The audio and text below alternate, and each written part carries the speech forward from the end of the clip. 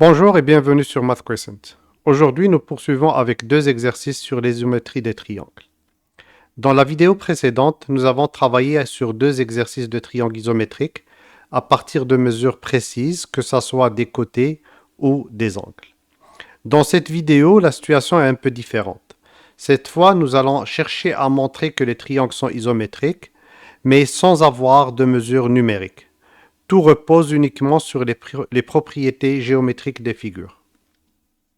Les deux exercices que je vous propose sont les suivants. Donc nous avons un parallélogramme et avec une des diagonales, nous formons deux triangles. Le triangle ADB et le triangle CBD.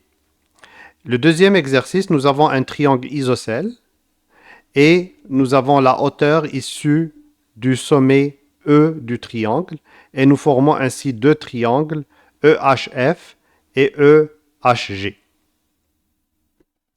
Donc, regardons comment on peut démontrer que les triangles ABD et le triangle CDB sont isométriques et aussi que le triangle EHF et EHG sont isométriques. Commençons par le cas du parallélogramme.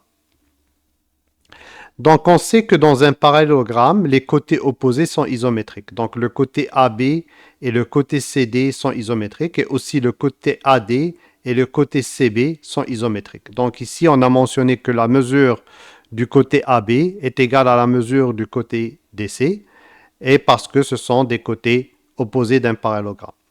Ensuite, on va tout simplement établir que le côté BC et le côté AD ont la même mesure pour la même raison. Et enfin, on a le côté BD qui est commun aux deux triangles. Donc ça fait partie des hypothèses de l'exercice. Donc, on vient de constater que les trois côtés homologues des deux triangles sont isométriques et par conséquent, les deux triangles sont isométriques. Deux triangles ayant trois côtés homologues isométriques sont nécessairement isométriques. C'est le cas d'isométrie CCC. Côté, côté, côté. Maintenant, passons à l'autre exercice. Donc, dans un triangle isocèle en E, d'après les propriétés d'un triangle isocèle, on sait que les côtés EF et EG sont isométriques. Et c'est ce qu'on a affirmé ici. Donc, la mesure du côté EF est égale à la mesure du côté EG. Ce sont deux côtés isométriques. La justification, ce sont des côtés isométriques d'un triangle isocèle. Ensuite, on a le côté EH qui est commun aux deux triangles. Le côté EH est commun, c'est par hypothèse, parce que la hauteur, elle est incluse dans les deux triangles EHF et EHG. Maintenant, on a deux côtés qui sont homologues, qui sont isométriques. Ce qui nous reste à montrer, c'est que cet angle-là, qui est entre les deux côtés, l'angle HEF et l'angle HEG sont isométriques, et c'est ce qu'on va démontrer tout de suite. Donc, on sait que les angles ici formés par la hauteur, ce sont des angles droits. Donc, l'angle EHF et l'angle EHG est égal à 90 degrés. Donc, ce sont des angles droits. Ensuite, on sait que l'angle EFH et l'angle EGH aussi sont isométriques parce que ce sont justement les deux angles isométriques d'un triangle isocèle.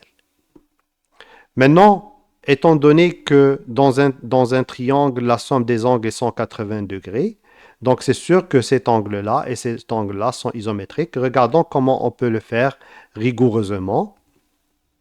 Donc on sait que la mesure de l'angle FEH, est égale à 180, qui est la somme des trois angles, moins les deux autres angles, qui est EHF et EFH.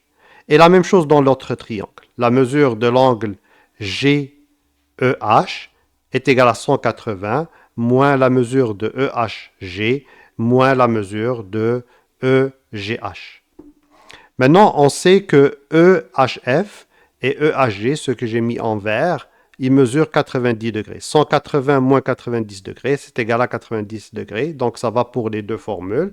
Donc, ça nous donne que l'angle FEH et l'angle GEH, chacun d'eux est égal à 90 moins l'angle EFH, et pour le deuxième, c'est 90 moins EGH. Mais on a établi que EFH et EGH sont isométriques justement parce que ce sont les angles isométriques d'un triangle isocèle.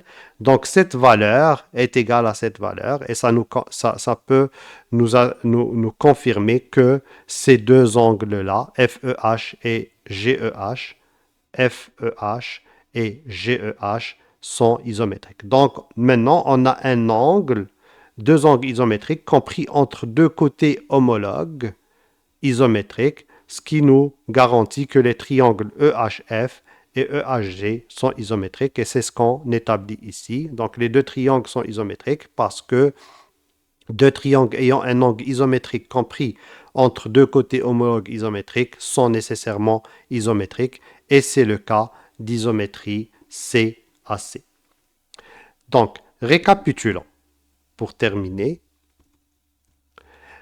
dans cette vidéo, nous avons vu que dans un parallélogramme, les côtés opposés égaux et un côté commun dans l'isométrie des triangles formés par une diagonale. C'est le cas d'isométrie CCC, côté, côté, côté. Et dans le triangle isocèle, la hauteur partage la figure en deux triangles isométriques. Et là, c'est le cas d'isométrie CAC, côté, angle, côté. Ces raisonnements sont fréquents dans les exercices d'isométrie et utiles pour établir égalité d'angle ou de segments. Si cette vidéo vous a aidé, likez et abonnez-vous à Math Crescent pour plus de capsules sur les mathématiques secondaires 4 SN. À très bientôt.